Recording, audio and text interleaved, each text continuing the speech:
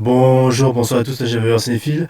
Ça dépend alors regarder cette vidéo et bienvenue dans cette nouvelle vidéo réaction de la chaîne Queenporg où nous allons voir en détail un article sur lequel je viens de tomber à l'instant qui est extrêmement intéressant, vous allez voir, puisque là on va parler de cinéma, de scénariste et d'intelligence artificielle. Et donc je suis tombé sur un article d'Allociné. Bon, vous le savez maintenant de ce que j'ai pu dire, mais je le répète pour ceux qui me connaissent à peine, enfin pour ceux qui tombent à peine sur cette vidéo sans me connaître. Je déteste Allociné parce que c'est des putains d'arrogants, des putains comment dire, de gros malhonnêtes, de gros hypocrites par rapport à comment ils vendent le cinéma. Alors avec leur côté très opportuniste du côté businessman du cinéma, au lieu de parler réellement de cinéma, avec ce côté cynique assez gamin par rapport à ça. Et donc, pourtant, je suis tombé sur un article qui, pour le coup, en vaille la peine pour la lecture dans cette vidéo. Du coup, puisque bon, je remets un peu dans le contexte, souvenez-vous, pendant l'été 2023, il y a eu des grèves à Hollywood parce que les scénaristes étaient sous-payés et surtout à cause de l'avènement de l'intelligence artificielle qui clairement aurait pu les remplacer sur le devant de la scène. Donc les gros studios ont bataillé contre les petits scénaristes pour leur retirer le boulot. Je suis tellement perturbé par cet article que bon, je suis un peu crevé. Et donc du coup, bon, il y a eu aussi la grève avec les acteurs qui étaient sous-payés, avec aussi leur profil qui pourrait être remplacé par l'intelligence artificielle, tout ça. L'avènement de l'intelligence artificielle, puis de toute façon James Cameron nous avait prévenu il y a 40 ans avec Terminator, on ne l'a pas écouté, voilà où on en est aujourd'hui. Donc du coup, l'intelligence artificielle qui plane de partout, sans parler des scénarios de merde qu'on se tape avec toutes ces licences-là, et tous les films en général de grosses licences, où malheureusement on dirait que ça a été écrit par une IA et pas par des scénaristes. Il y a non seulement pour moi un problème, c'est que non seulement on choisit des scénaristes qui sont incompétents, et en plus on préfère privilégier l'intelligence artificielle qui va remplacer l'être humain pour faire de meilleurs scénarios, au lieu que l'être humain utilise comme outil l'intelligence artificielle, mais que ça soit toujours l'être humain derrière. Avouez quand même qu'il y a un problème parce que pour ceux qui sont pour l'intelligence artificielle, tout ça, ok, il y a de bons côtés, je suis d'accord, par rapport au progrès technologique, d'accord, pour aider l'être humain, mais si derrière c'est la machine qui remplace l'homme, parce que je sais pas si vous avez vu, mais il y a des hôtels au Japon où c'est dirigé que par des robots qui font le service, tout ça, quoi. Donc l'être humain est remplacé au profit de la machine. Vous avez vu iRobot, vous avez vu tous ces trucs-là, vous avez vu iRobot avec Will Smith, tout simplement. Donc franchement, quoi. Le film date d'il y a déjà 20 ans, iRobot, de Alex Proyas, et que je vous conseille vraiment si vous ne l'avez pas vu. Donc foncez le voir, vraiment. Mais vraiment, là, c'est... Bon, je me répète beaucoup avec ces... Mais vraiment, mais pour le coup, ça fait extrêmement peur, parce que ça peut niquer le cinéma, que si derrière, on a une machine qui va en fait faire le boulot de l'être humain à sa place, quoi. Enfin, qui va faire à la place de l'être humain. Enfin, ça perd tellement, on va pas perdre plus de temps. On va commencer l'article. Donc du coup, cet article-là qui est plutôt intéressant pour le coup. Alors, polémique à Londres. Et aussi, entre parenthèses, vous allez voir que les spectateurs sont pas aussi cons. Et ça, c'est bien. Polémique à Londres. Ce film problématique inquiète le public. Le cinéma annule l'essence. Excusez-moi, j'ai cliqué sur un truc sans le vouloir. Donc, on va commencer ça.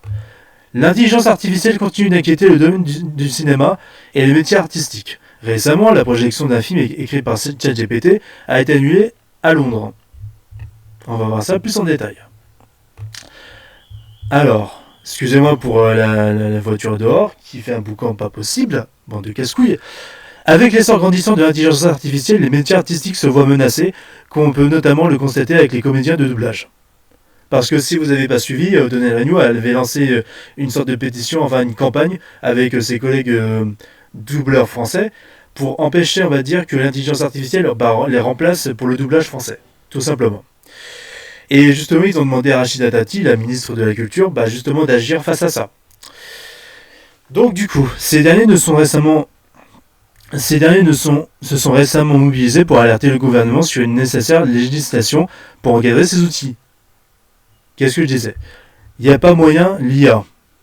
Pourquoi on s'en bat les couilles. Et récemment, un film entièrement écrit par ChatGPT intitulé The Last Screenwriter a défrayé la chronique en Angleterre. Selon BFM TV, des séances du long métrage devaient être programmées au cinéma Prince Charles Prince Charles de Soho à Londres. Okay. Face à une levée de bouclier du public, l'exploitant a décidé d'annuler la projection privée de The Last Writer et de ne plus programmer le film.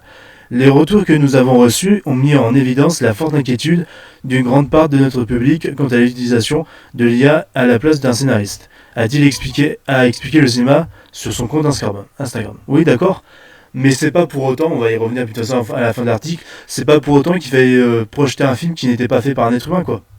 C'est tout. Enfin, écrit par un être humain. Parce qu'il faut pas croire, dans le cinéma, les scénaristes, les acteurs, tout ça, les techniciens, les régisseurs, c'est des métiers, c'est des gens qui sont derrière la création du cinéma, la création d'un film. C'est toute une industrie, c'est tout un business, c'est tout un métier derrière, c'est toute une profession, c'est toute une façon de faire, quoi. C'est vraiment, quoi. C'est comme être cuisinier, c'est comme être plombier, c'est comme être éboueur. C'est des métiers, quoi. Si l'être humain n'est plus là, pour aller faire, c'est que qui va s'en occuper? Les machines. Mais en fait, c'est ça le truc, c'est que si l'être humain est remplacé, si l'intelligence de l'être humain est remplacée par la machine, et en fait l'être humain il ne sert plus à rien. Il n'y a plus, on va dire, cette idée d'authenticité de l'être humain, des relations sociales qu'il puisse avoir, parce que nous les êtres humains on est des créatures sociales, on est des animaux très sociaux, et on a besoin de sociabilité, on a besoin de vivre, c'est comme ça qu'on vit. Les activités qu'on fait dans le cinéma, dans les éboueurs, machin truc, dans tous les différents métiers, c'est de ça dont on a besoin, c'est ce qui nous fait de nous des êtres humains, des êtres vivants. La machine ne peut pas nous remplacer, parce que sinon si la machine nous remplace, on n'est plus des êtres humains, on n'est plus des êtres humains, et la planète va partir en couille, et les êtres humains ne seront plus utiles, quoi. Les êtres humains ne pourront plus rien faire de ce qui nous a forgé depuis notre évolution depuis 10 000 ans, quoi. C'est du basique, quoi. Vraiment. D'après la BBC, l'histoire du film suivait Jack, un scénariste comprenant que ses activités sont menacées par l'émergence de l'intelligence artificielle. Très ironique quand on voit que c'est un film écrit par une IA. Pour le cinéma, Prince Charles de Soho programmait une œuvre relevant de l'expérience cinématographique pour débattre de l'impact négatif de l'IA dans le milieu artistique. Ouais, mais il fallait faire écrire ça par un vrai scénariste, quoi. Un scénariste talentueux, pas forcément un scénariste de merde qui sait pas écrire des histoires, un vrai scénariste, quoi, qui a de l'expérience. Parce que quand on voit la série The Acolyte de Star Wars, et j'en ai fait une critique que je vais pas tarder peut-être à publier quand je pourrai avec le temps. Bon, j'avais des choses à faire, mais bon, enfin bref, voilà. Je peux vous dire, à côté, on a vraiment... Le problème, c'est qu'on a des artistes de merde, c'est ça le problème. C'est qu'on a des artistes de merde qui sont affiliés à des projets comme Star Wars, ou même des films d'auteur, j'en sais rien. Parce que c'est des mauvais scénaristes, parce que les producteurs, les grosses boîtes, enfin surtout les grosses boîtes de production, les gros studios, sont très véreux et ne veulent pas miser un sou sur des gens de qualité qui font des travaux de qualité. Donc, en gros, des artistes de qualité, c'est un truc de malade, quoi. C'est ça le vrai problème pour moi. Avec en plus l'intelligence artificielle, où ils en profitent de cette IA pour remplacer des artistes qui peuvent être vraiment talentueux pour le coup, pour la machine. Enfin, c'est tout, quoi. BFM rappelle qu'en mai dernier, Bloomberg révélait que Meta, Facebook, Instagram ou WhatsApp et Alphabet, Google étaient sur le point de passer un accord avec Hollywood pour entraîner leur IA sur les productions cinématographiques.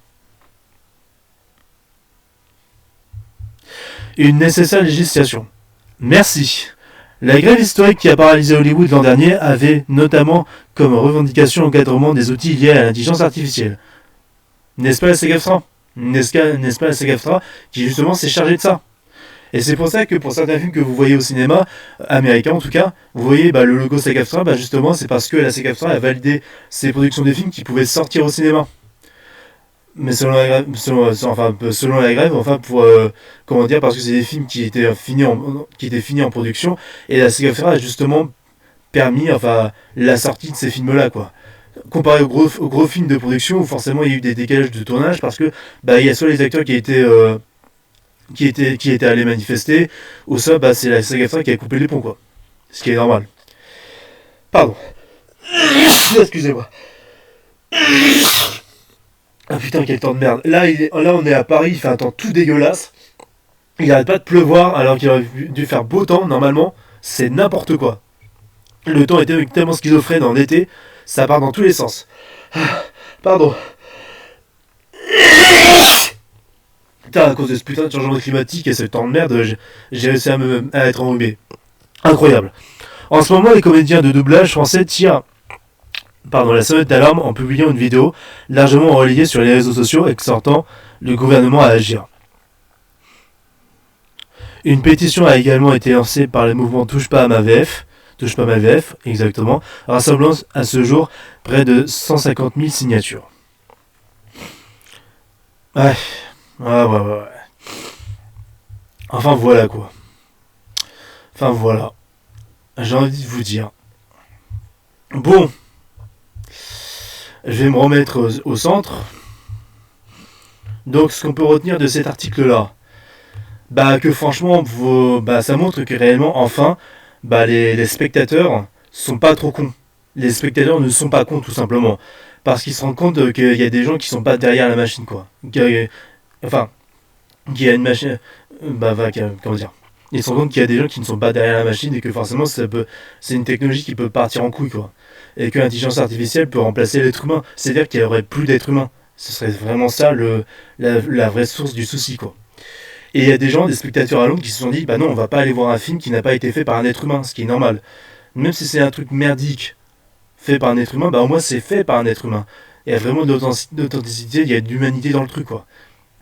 Là où l'intelligence artificielle peut malheureusement écrire des scénarios qui peuvent être parfois mieux, mais en fait le truc c'est qu'il faut que ça soit contrôlé par un artiste, un vrai artiste, quoi, qui sache quoi faire, parce que vraiment ce serait remplacer encore une fois ce qui fait de nous des êtres vivants par la machine qui en fait pourrait nous succéder et qui en fait malheureusement pourrait en fait détruire de ce qui est d'authentique et de vivant. Parce que c'est un enjeu crucial pour l'être humain, quoi, pour notre espèce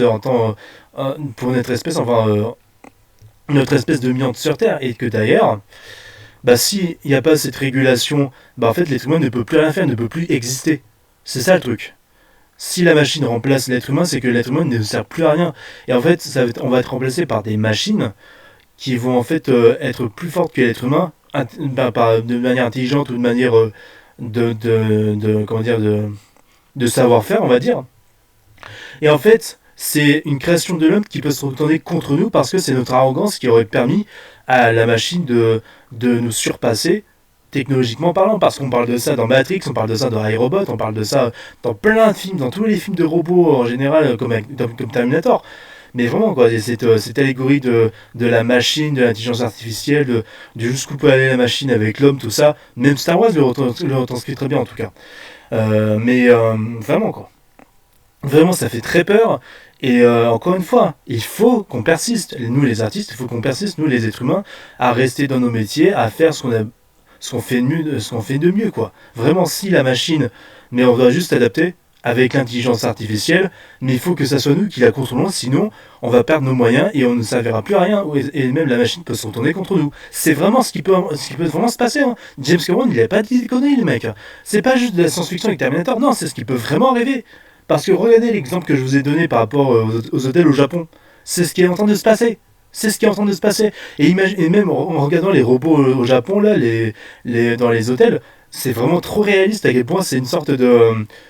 comme vous savez, c'est dans le terme de la vallée dérangeante. Dans ce côté de la vallée dérangeante où vraiment c'est des créations d'êtres humains qui se rapprochent vraiment des côtés humains réels, on va dire. Comme ce qui a pu, enfin voilà quoi. C'est vraiment dans la vallée, on est vraiment dans le côté vallée dérangeante.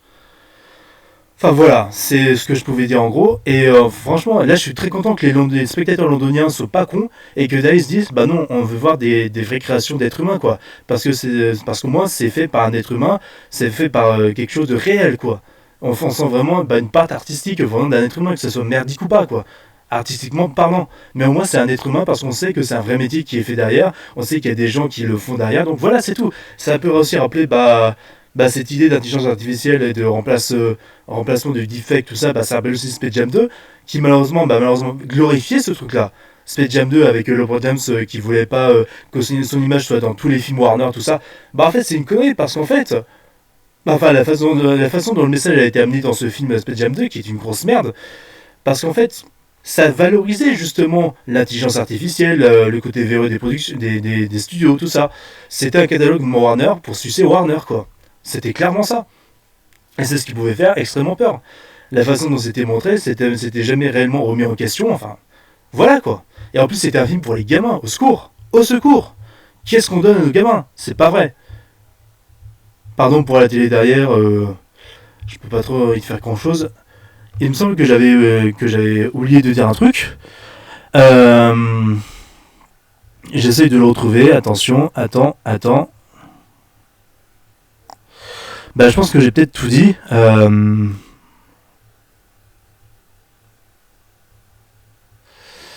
Ok, l'exploitant a décidé d'annuler la projection.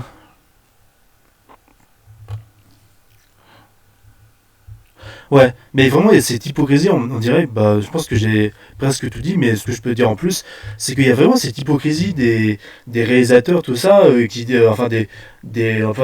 gérants d'intelligence artificielle qui disent, ça peut être vraiment intéressant dans le sens où ça peut donner une toute autre expérience au spectateur, une façon de dénoncer l'intelligence artificielle, bah oui, mais en laissant ChatGPT faire le scénario.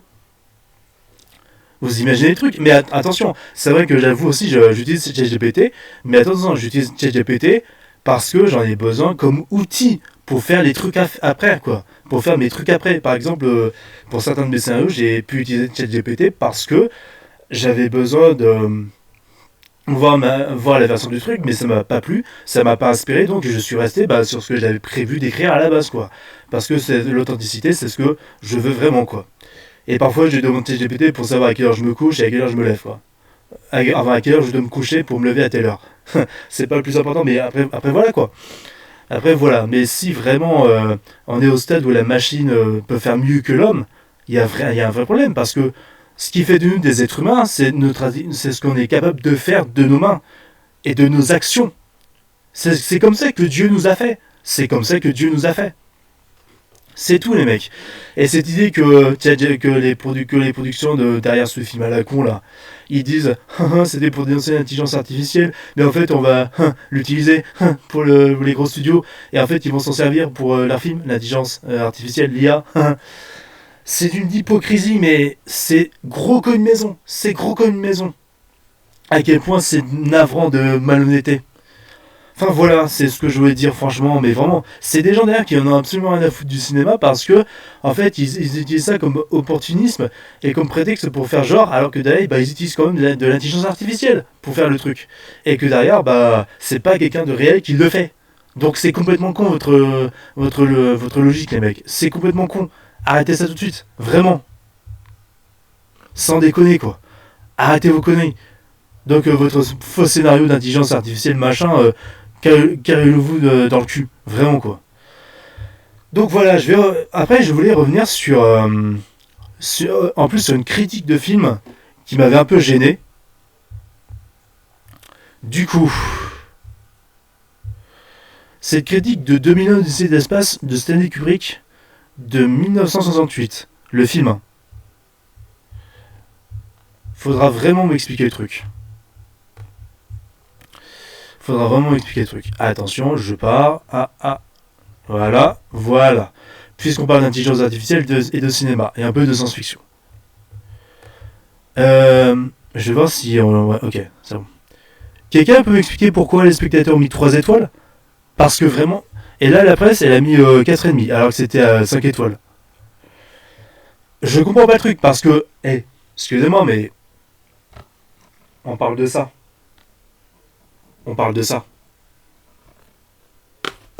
C'est quand même le plus grand film du cinéma objectivement parlant, enfin, avec Citizen Kane. En tout cas, le plus grand film de science-fiction objectivement parlant. C'est vrai que j'en ai pas parlé dans mes exemples avant, des films avec des robots, des IA, mais quand même. 2001, l'Odyssée de l'espace. Ce film a tout changé dans le cinéma et dans la façon de faire la science-fiction et de la représenter au cinéma. Ça a tout changé. Vous imaginez même pas, par rapport à ses messages, par rapport à sa mise en scène, à son contexte, par rapport à sa façon de filmer, sa musique, c'était tellement marquant à jamais, quoi. C'était tellement, comment dire, ça te transportait un film comme ça. Ça te transporte un film comme ça. C'est le plus grand film du cinéma avec Citizen Kane pour moi, objectivement parlant. C'est le plus grand classique, enfin, le film, vraiment, qui a mis sa patte dans l'édifice et qui a changé le cinéma à jamais. Donc, cette critique, je vais pas y passer longtemps, mais cette critique de 3 étoiles des spectateurs, ça montre que vraiment les gens ne sont pas conscients de la qualité de certains films et renie complètement des classiques parce qu'aujourd'hui, génération TikTok en 2024, parce que surconsommation rapide, parce que film long et chiant mon cul, allez vous faire enculer les spectateurs qui ont mis cette critique-là. Et Allociné, je sais pas ce que vous faites, mais je sais pas, faites un truc, parce que cette critique-là des spectateurs, après chacun pense ce qu'il veut d'un film, ce qu'il veut d'un film, d'accord, mais à un moment donné, une critique comme ça sur Allociné, 3 étoiles pour 2 millions de l'espace, spectateurs et 4,5 pour la presse, pour 2 millions de l'espace, il y a un problème qui va pas. Il y a vraiment un problème qui va vraiment pas. Mais vraiment, quoi, c'est vraiment, ça montre vraiment que la génération d'aujourd'hui n'est plus intéressée, n'est plus curieuse par les films et que préfère consommer rapidement à la super vitesse, le TikTok, machin, le tout côté, consommer rapidement, jeter à la poubelle, mais vraiment, quoi. Alors que 2001 c'est l'espace est vraiment l'antithèse de tout ça, et vraiment, c'est au moins un film qui est très intelligent, qui prend son temps, mais qui nous montre des choses, qui transmet des messages, une mise en scène, et vraiment quelque chose de vraiment inspirant, quoi, pour le cinéma, artistiquement parlant. Et pour vous dire, ça a été écrit par un vrai scénariste, par Stanley Kubrick et Arthur C. Clarke. De vrais scénaristes, de vrais auteurs. Tu sens qu'il y a des gens qui sont derrière ça. Vraiment. Je vous le jure vraiment. Et ça, c'est bien. Ça, c'est rassurant. Mais à côté, des films comme ça, qui sont écrits comme ça, les gens n'y sont plus intéressés. Et ça fait peur. Ce n'est pas normal. Pour des films comme 2001 dans l'espace, comme iRobot, comme Matrix, on dirait que de plus en plus des films comme ça se perdent. Je parle pas que dans les films de science-fiction, mais dans les films d'auteur, des films comme ça se perd parce que les gens sont habitués à la consommation rapide, au côté très express. Enfin voilà, quoi. Ça fait peur parce que ce qui fait aussi l'être humain, c'est aussi prendre son temps pour réfléchir, poser son cerveau, dans le sens amener à la réflexion et s'intéresser aussi à autre chose qui peuvent être enrichissants culturellement parlant. Attention, j'aime aussi des trucs débiles. Hein. J'aime des trucs vraiment débiles dans le cinéma. Mais à un moment donné, c'est bien de s'intéresser à d'autres genres de styles de films. Parce que vraiment, surtout quand t'es cinéphile, parce que si t'es pas que de ces trucs-là, si tu te dis que ouais, 2001 c'est l'espace, c'est un film cliché et chiant, non mais sans déconner, respectez-vous les mecs. C'est que vous avez jamais vu aucun film, quoi. C'est que vous connaissez pas Stanley Kubrick, que vous savez pas comment marche le cinéma. Vraiment, quoi. Parce que cette critique de 3 étoiles spectateur, c'est abusé, frère. C'est abusé. Vraiment, quoi. Donc non, désolé, je suis pas d'accord avec cette critique-là. Je suis pas d'accord. Les gens peuvent avoir un avis différent, ok, mais mettre une critique comme ça sur Allociné quand on se prête à être un grand site de cinéma en France et laisser passer ça, non, je suis pas d'accord. De mettre plus de critiques positives, non, frère, c'est le public, c'est aussi le problème du public qui vraiment n'est plus intéressé par des films qui font réfléchir, quoi, qui préfèrent consommer de la merde parce que c'est l'époque en 2024, bordel de merde. Enfin bon. Excusez-moi, j'ai un peu loqué. Pardon. Donc ce sera tout pour moi pour cette vidéo. Merci à tous d'avoir regardé cette réaction d'article. N'hésitez pas à liker, vous abonner, à partager, à commenter, à mettre la notification pour ne pas manquer les prochaines vidéos. Et on se dit à la prochaine pour de prochaines vidéos. Salut à tous.